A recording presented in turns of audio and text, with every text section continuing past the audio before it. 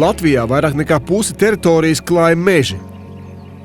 Nevelti mežu saucam par Latvijas zaļo zeltu, jo tas ir viens no galvenajiem mūsu valsts resursiem. 1,62 miljonus hektārus valstī piederošos mežus apsaimnieko Latvijas valsts meži. Tā ir puse no Latvijas meža platības, otra puse pieder privātajiem īpašniekiem. Šoreiz stāsts ir par Zemgali. Vilku kalna Krievu kalnu meža masīvu.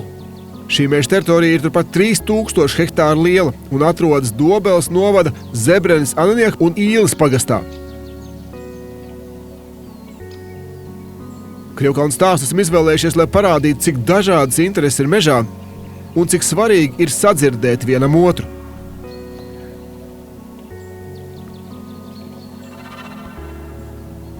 Zemgali mēdz dēvēt par Latvijas labības klēti. Šeit ir ražanākā labības zeme, taču arī mežs nav peļams. Tas gan ir salīdzinoši retāks nekā Kurzemē vai Latgalē. Mežiem apaugušais Krievkalnu garais valnis tiek uzskatīts par unikālu reljefu formu. Augstākā vieta šeit paceļas turpat 150 metrus virs jūras līmeņa. Te ir atpūtas vieta un no tās paver skats uz mežainajiem Zemgales plašumiem. Jo tādai vietiņai tomēr jābūt, ka cilvēkam piesiet aci, atpūsties un tomēr apskatīties, kā izstāsta mūsu daba, ainava. Un šī ir arī augstākā vieta šajā pusē, augstākā virsotnīte, 148 metri apmēram virs jūras līmeņa. Un arī skats iespaidīgs, ja mēs uzkāpjam gaiziņā, kur virs 300 metri, tur tā kā tāds pauguriņš, nejūt to, šeit ļoti labi varēja just.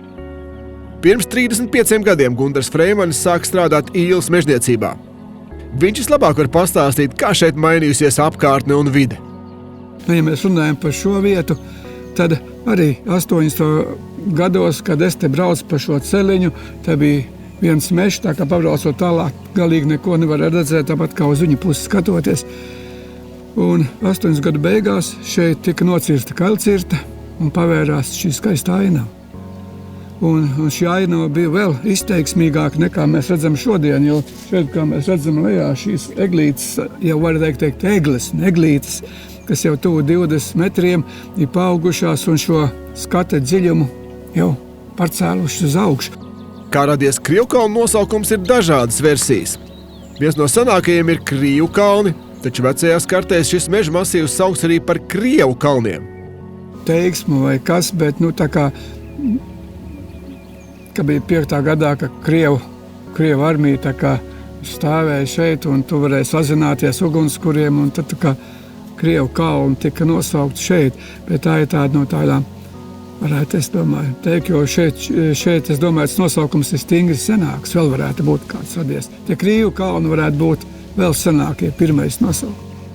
Mūsu saruna notiek septembra sākumā, un fonā ik pa brīdim dzirdama briežu rūkoņa. Ir briežu baura laiks.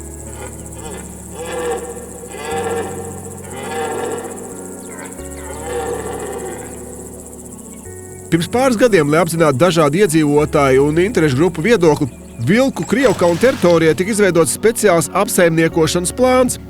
Tika uzklausīti dažādi viedokļi. Tos izteica 41 organizācija, un daudziem bija savs skatījums uz mežu. 4 organizācijas pārstāvēja vides aizsardzības intereses. Vairāk nekā 10 firmas bija saistīts ar mežastrādi, savas domas izteica sporta biedrības, mednieku kolektīvu, pat viesu mājas, arī zemkopības ministrija un valsts meža dienests. Plānojot meža apsaimniekošanu šajā teritorijā, mēs respektējam šīs dažādās intereses, bet arī paskatoties vēsturiski, meža apsaimniekošana šajā teritorijā ir bijusi ļoti intensīva. Līdz 20. gadiem tepat bija bānītas tieši kokmateriālu transportēšanai uz Auci. Pēc tam arī secīgi, protams, varam skatīties kartēs, ka mežastrāde te ir plānota regulāri un diezgan salīdzinoši intensīvi. Un arī šobrīd mēs plānojam šo savu saimniecisko darbību, lai sabalansētu gan turisma iespējas un rekreācijas iespējas, nodrošinātu arī dabas aizsardzību un tāpat tās arī varētu apsaimniekot mežu un iegūt kokmateriālus. Izplatītākais meža tips Vilku Krievkalnu meža masīvā ir damaksnis. Tas aizņem 52%. Seko šaurlapju kūdrenis un vēris. Valdošās koka sugas ir egle, bērs un priede. Lielākā daļa bērzu Vilku Krievkalnu meža masīvā ir 71 līdz 80 gadu vecumā. Savukārt priedes visvairāk te sastopams vecumā no 91 līdz 100 gadiem. Dace Kroģere ir meža un purvu biotopu eksperti. Viņi mums palīdzēs noskaidrot Krievkalnu meža masīvu dabas vērtības. Es sākot strādāt šajā apvidū, no sākuma pat nesapratu, kāpēc ir tā, ka trūkst kaut kādu struktūru visos biotopos. Un tad man kolēģi parādīja aptuveni 100 gadus vecu mežaudžu plānu, kurā bija skaidri redzams, ka pirms gadiem 100 aptuveni. Šeit pārsvarā ir bijušas vai nu jaunaudzes, vai pat iespējams daudzos gadījumos lauksaimniecības zemēs sēti vai stādīti jauni meži. To, kādi Krievkalnu masīvā ir raksturīgākie biotopi, nosaka tam raksturīgais paugurainais reliefs ar sausieņu mežiem reliefa augstākajās vietās un vairākiem ezeriņiem, kam piekļaujas pārējais purvi un purvaini meži starpauguru ieplakās. No Eiropas Savienības nozīmes biotopiem jāmin veci vai dabiski boreālie meži, purvaini meži, pārējais purvi un slīkšņas. Te mēs redzam vismaz 3 sfagnu sugas, ja pašķirstam. Te pa vidu rasenīte ir rasena, apaļlapu rasena. Un tad ir vēl dažādas sīkākas sūnu sugas. Tā daudzveidība ir pārējais purvā ezeriņa malā. Šeit ir Felinus populiculi, dabisko mežu biotopu indikātoru suga. Arī augus vecām apsēm pārsvarā. Te ir gana daudz ķērpju sugu dažādu. Šeit ir izveidots mikroliegums biotopam, šeit pilnīgi nekas nenotiek konkrētajā vietā. Jo šis ir biotops, kurš prasa neiejaukšanos, viņš pats par sevi eksistē. Dace uzsver, ka teritorijā notikusi rūpīga dabas vērtību inventarizācija faktiski visām meža masīvu platībā. Tādējādi nozīmīgākie biotopi ir atklāti. Te notikusi dabas kartēšana pēc Latvijas valsts meža pasūtījumu, vēlāk veikta dabas skaitīšana, ko veica dabas aizsardzības pārvalde. Kopumā Krievkalnos, salīdzinot ar citiem apkārtnē esošiem meža masīviem, Eiropas Savienības nozīmes biotopu nav sevišķi daudz.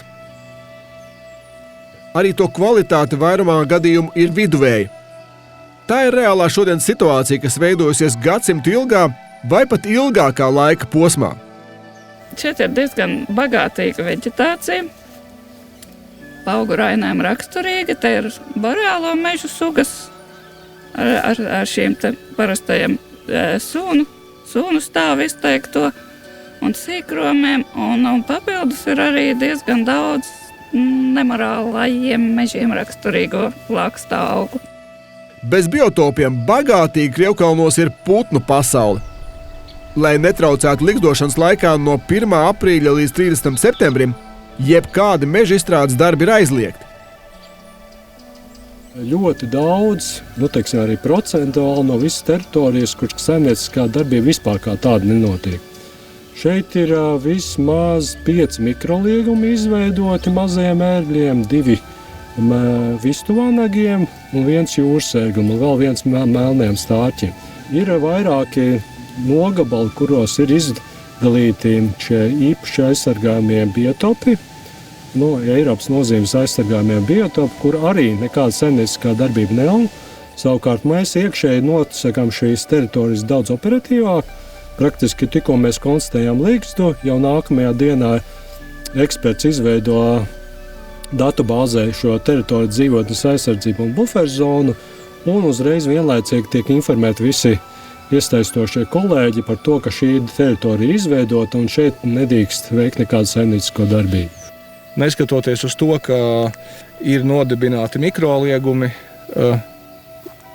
tas, ko dara Latvijas valsts meži, ne tikai Krievkalnos, bet visās mūsu apsaimniekotajās teritorijās, mūsu termiņa ierobežojums ir garāks nekā mikroliegumu noteikumos definētais.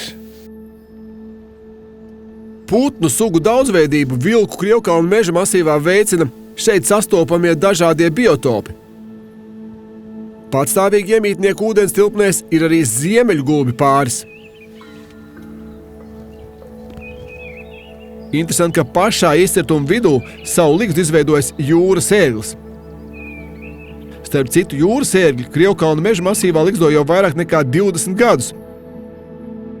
Un te viņi apmetušies ekoloģiskajā kokā. Šis fakts, ka vairāk kā 30% no visiem Latvijas jūras ērgļiem ligzdo ekoloģiskajos kokos, tas arī liecina par tādām ievērojamām pielāgošanās spējām. Un jūras ērgļu gadījumā ir svarīgi ievērot to miera periodu jūras ērgļu ligzdošanas periodā. Jūras ērglis ir lielākais Latvijā ligzdojošais plēsīgais putns. To skaits pēdējās 10 gadēs pieaug un sasniedz aptuveni 200 pārus. 1955. gadā Latvijā jūras ērglis izzuda kā ligzdotājs, bet kopš 1970. gada sākuma, kad atrasta pirmā apdzīvotā ligzda, jūras ērgļu skaits, pateicoties aizsardzības pasākumiem, ir ievērojami audzis. Jūras ērglis arī ir suga, kura ļoti izteikti maina ligstus. Mēs pat nezinām iemeslus. Ligzda ir stabila, ilgadīga un pēkšņi ērglis nomaina ligzdu, un pēc tam šī ligzdu maiņa, atšķirībā no melnā stārta, atšķirībā no vistvanagu mazā ērgļa, kur maina ligzdu dažus 100 metru robežās parasti. Ir, protams, izņēmumi. Tad jūras ērglis maina ligstus vairāk kilometru, pat daudz kilometru robežās. Tepat līdzās sastopam arī apodziņi. Savās ikdienas gaitās devusies melnā dzilna, kas ir dzeņveidīgais putns un ligzdo pašas izkaltos dobumos pieaugušās apsējas un priedēs. Vienā no mitrainēm redzam dzērvju pāri. Latvijā tā ir bieži sastopama ligzdojoša suga, kuras status ir novērtēts kā drošs. Dzērves un ziemeļgulbi te ligzdo arī bebru uzpludinājumos. Savukārt vienā no izcirtumiem klaigā dzērve.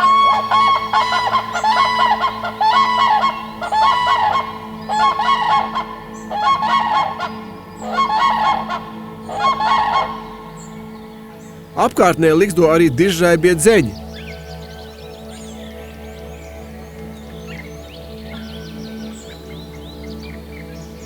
Savā ligzdā graciozi vērojams vistu vanaks. Pavasarī, kad sākas riests, vistu vanaks debesīs izpilda iespaidīga riestu deju lidojumā.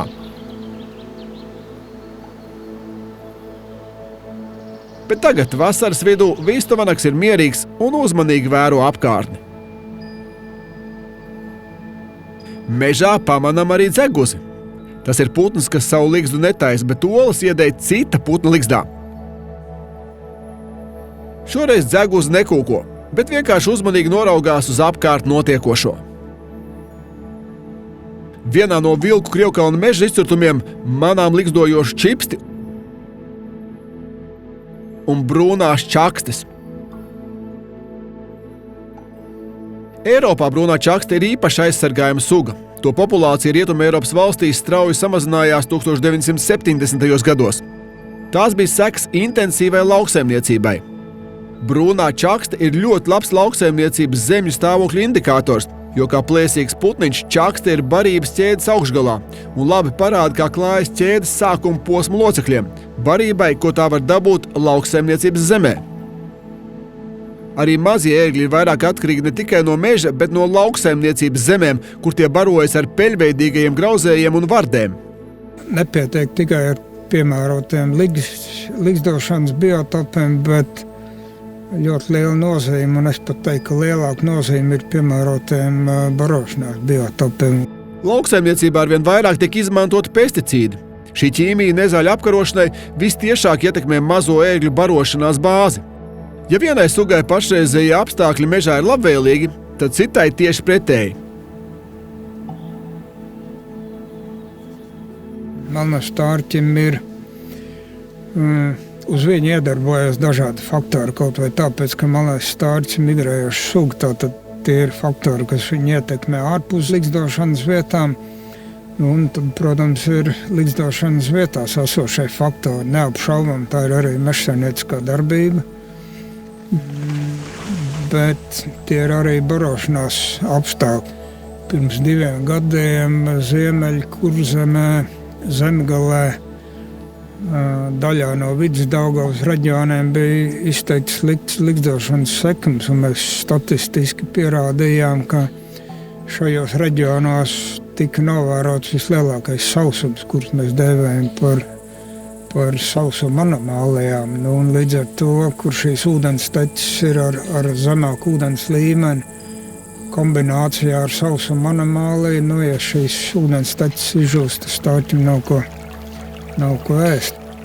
Un, teiksim, attiecībā par mazo ērgli ir zināmi pētījumi no Latvijas, ka tieši agrīnajās inkubācijas stadijās antropogēnas izcelsmes traucējums, kas tā tad var būt arī mežsaimnieciskā darbība, 300 metru attālumā no ligzdas, tas var būt kritisks, jā. Un ar šādu termiņu ierobežojumu mēs principā ļoti plašu spektru aizsargājam, jā. Bez putnu un dabas aizsardzības Vilku kalnu Krievkalnu meža masīvā svarīgi ir rekreācija, jeb iedzīvotāju atpūta. Ir labi iekārtotas 5 atpūtas vietas. Sesavas ezers un Rudžu ezers, Māras birs, kur ir simbolisks akmeņu krājums, tāpat Vipēdis, kas ir 21 hektāru liels makšķernieku iecienīts ezers, un piemiņas vieta Īles bunkurs. Par pēdējo ir īpašs stāsts, jo tas ir lielākais atjaunotais mežabrāļu bunkurs Baltijas valstīs. Bunkura kontūrs tika izveidots 1994. gadā. Toreiz 4 bijušie Īles bunkura mežabrāļi ieradās pie Gundara ar savu personisku piedzīvoto stāstu. Viņi bija jauni cilvēki, 18, 19, 20 gadi, ārpusē ritēja dzīve, bija pasākumi. Bet šeit bija jādzīvo apstākļos, kas stipri atpaliek no apstākļiem, kas notiek ikdienā sadzīvē. Tāpat tās pārziemojot bija šeit tikai šī bunkurītī, iziet ārā nevarēja, nedrīkstēja. Tikai ļoti retos gadījumos komandieri atļauja, bija kaut kāds uzdevums jāveic, jo ziema paliek pēdas, nedrīkstēja nekur atstāt šo bunkuru. Visu diennakti bija apsardze, kas uzmanīja apkārt. Bija 3 veidi signāls viņiem, ja kaut kas notiek. Viens bija tāds, ja elko mana kaut kāda šaboņa, otrs jau bija tāds, jāpievērš uzmanība. Trešais bija kauja uzreiz. Kauja notika 1949. gada 17. martā. Toreiz Īles bunkuru ielēns 800 VDK speciālā karaspēka karavīri. Pārspēks bija milzīgs. Mežabrāļus nodeva viens no savējiem, cilvēks ar iesauku Krusts. Daļa Īles bunkura mežabrāļu gāja bojā, daļa padevās. Visus PSRS okupācijas gadus padomju vara mežabrāļus mēdz saukt par bandītiem. Arī Gundars ar to saskārās būdams mežzinis. Tādēļ daudz apkārtnes ļaudis nemaz nezināja par Īles bunkuru. Viens kungs, kurš dzīvoja tepat Kalniņā, ceļa malā, toreiz gados pēc 50, tas bija jauns, man likās jau gados vecāks, nāca pēc avīzēm, tad es tādas replikas dzirdēju, bandītu šoferis atnāca. Tad es tā arī sapratu, ka kaut kas te bijis. Tas bija padomu laikā, jā, tie bija 80. gadi. Es 1982. gadā beidzu fakultāti un sāku nozarē strādāt. Pagāja pietiekami ilgs laiks, līdz mežabrāļus atzina atjaunotajā Latvijā. 2000. gados ar valsts meža finansiālu atbalstu pēc Gundara iniciatīvas tika izveidots jau daudz nopietnāks bunkurs. Tāds, kādu mēs to redzam šodien. Šai bunkurā ar ļoti pamatīgu ventilāciju pēc mūsdienu projekta atjaunots. Iekšējais izskats ir tāds, kā bija toreiz, bet praktiski ārēji viņš ir riktīga būve ar visu to, lai te būtu gaisa atmaiņa, lai nepūtu, lai būtu svaigs gaiss, bet viņš jau toreiz bija kā taisīja pagrabus. Nekādu ventilācijas lūku nebija. Temperatūra varbūt bija siltāka, Jo tad, kad varēja kurināt, tad kurināja plīti pa nakti, kad bija jāuztais ēst. Bet te ir milzīgs apjoms zemes jāizrok ārā, lai šo izraktu, un līdzenā vietā tā zeme kaut kur jāliek, kā tu viņu izlīdzinās.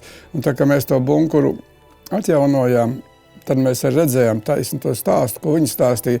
Tu izroc ārā, nober kaut ko lieko līdzenā, kaut kas augšā, relefs nemainās, tikai viņš kaut kur paceļās nedaudz, visu nomaskē, sastāda apakaļ, nober ar lapām, ar skujām, iestāda papārdas, un tas relefs paliek tāds, kāds viņš bija toreiz. Nekas nav mainījies. Meža brāļu cīņa bija apliecinājums tam, ka latvieši ar ieročiem pretojās padomju okupācijai, un šai ziņā Īles bunkurs ir svarīga vēstures liecības daļa.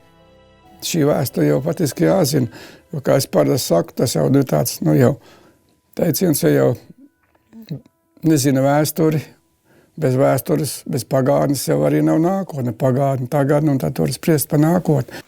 Tepat netālu no Īles bunkura notiek Zemesardzes 51. kājnieku bataljona mācības. Tās organizē Zemesardzes mācību centrs. Arī zemesargi ir tie, kas izmanto Krievkalnu mežu.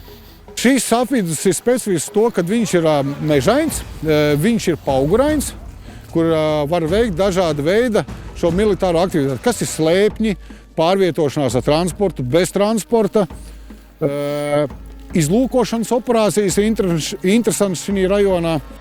Karš Ukrainā licis pārskatīt Latvijas valsts prioritātes un arī zemesardzes darbu. Kopš Ukrainas kara sākuma pēdējos 2 gadus mācības bieži notiek tieši Krievkalna meža masīvā. Valsts meža teritorijā bez zemesardzes mācības organizējuši arī Nacionālo bruņoto spēku štābs un speciālo uzdevumu vienība. Tad ir cita vide, iespējams attīstīt savas militārās spējas un noteiktos uzdevumus savādākā vidē, netik pierastākā ikdienā karavīrs ir pieredzis, kā piemēram Ādažu poligonā vai kādos citos konkrētajos poligonos, kur Nacionālo bruņoto spēku vai citas vienības veic šīs militārās aktivitātes. Krievkalnu meža teritoriju izmanto ne tikai karavīri, bet arī sportot gribētāji. Te notikuši vairāki stirnu buka skrējieni. Regulāri sacensības organizē Saldus orientēšanās klubs. Kluba vadītājs uzsver, ka Vilku Krievkalnu meža masīvs ir unikāls rajons. Pateicoties reljefam un ģeoloģiskai struktūrai, laba vieta orientēšanās sacensībām.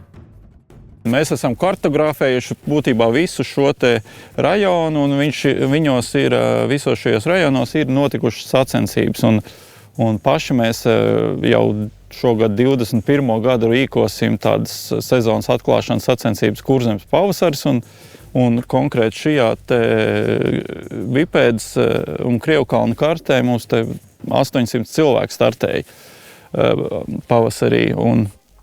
Un šogad te ir bijis gan Latvijas čempionāts, gan Kurzemes pavasaris Pokaiņos bija pagājuši gadu Pokaiņu mežā mistiskajā, bet visi veiksmīgi tika ārā un nevienam nekas nenotika un atrada visas kontrolpunktus.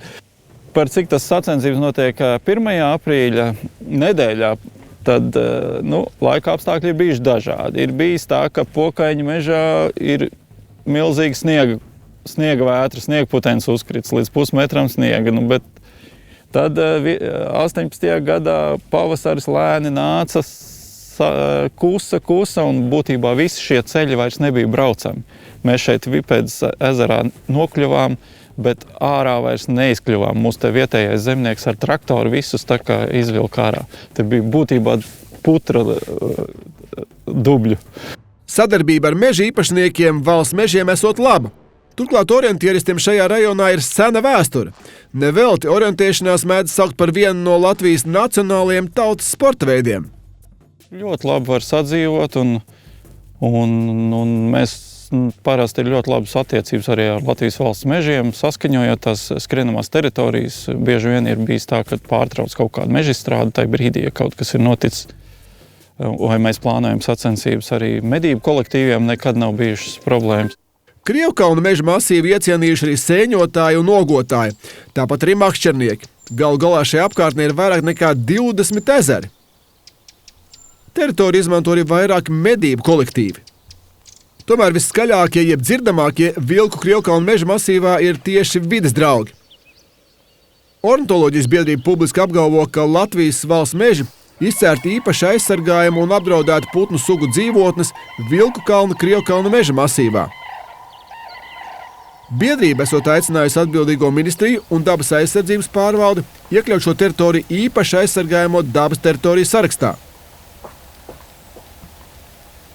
Droši vien lielā mērā tā bieži vien ir neiedziļināšanās. Reizēm cilvēkiem ir viedoklis pat īsti neatbraucot uz mežu, bet jau šeit atbrauc, manuprāt, uzreiz ir redzams, ka ir gan liels mežs, gan jauns mežs, gan vidēja vecuma mežs. Un patiesībā arī tā rekreācijas vērtības ir dažāda vecuma struktūra mežaudzēs, jo kāds atradīs savas vēlamās ogas tieši jaunaudzēs, avenes meža zemenes, kāds atradīs sēnes jau 30-gadīgās audzītājs, kāds atradīs savas vērtības arī, protams, pieaugušā mežā. Un kopumā tā ainava, kāda šeit ir izveidojusies, apzināti apsaimniekojot, ir ļoti dažāda, un, manuprāt, tas ir tas, kas pievelk to sabiedrību un tos cilvēkus.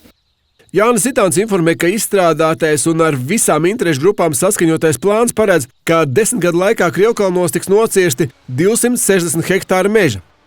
Katru gadu 26 hektāri. Pēc tam nocirstā meža vietā tiks iestādīts jauns. Tas salīdzinoši nav daudz, un, ja mēs skatāmies pēc audžu vecuma struktūras, mēs esam definējuši, ka 70 un vecāku gadu audzēm ir jābūt zināmā apjomā. Ja vidēji saimnieciskajā mežā tās ir ap 30, ne mazāk kā 30%, tad šajā gadījumā, šajā teritorijā tie ir vairāk kā 50%. Tikmēr vides draugi pārliecināti, ka šeit nedrīkst izmantot kailcirtes, bet Krievkalnos jāveic ir izlases cirtes.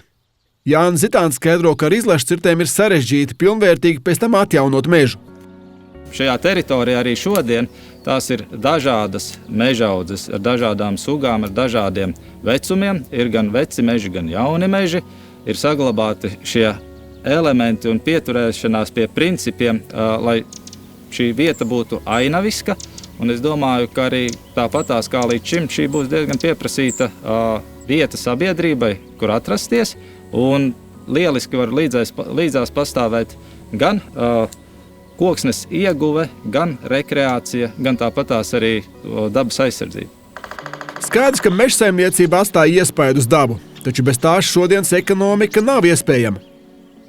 Galu galā mežs un koksne ir viens no Latvijas ekonomiskās attīstības balstiem. Krievkalnu meža masīvs ir labs piemērs, cik dažādas interešu grupas ir mežā, bet vienlaikus, ka viss tās atrod kopīgu valodu. Nevienmēr taisnība ir tiem, kas ir skaļāki, jo, kā zināms, ja ir vēlme runāt, tad vienmēr var atrast kopīgu valodu.